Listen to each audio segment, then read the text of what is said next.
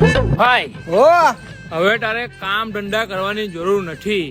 કેમ કેમ કે તારો ભાઈ હવે 3,000 ના 3 લાખ બનાવી દે. હું માં ફાડે એવી કેવી રીતે ખબર? આવી રીતે. હું માં ફાડે ટોટોની બેન ને મારા અમના સાહેબ ને ફોન કરવો દે. અમના કામ છોડ દે. હલો સાહેબ, વિપુલ બોલું. કાલથી વિપુલ પોટા મારવા નહીં આવે. તમે કોઈ માસી ની તો કોઈ માસો રાખી લેજો. વિપુલ મોરું બતાવે જ નહીં તમને. બિઝનેસ કરવા વાળું પેદા થયેલો પોટા મારવા હારું નહીં. મુક ફોન તારી બેન ને.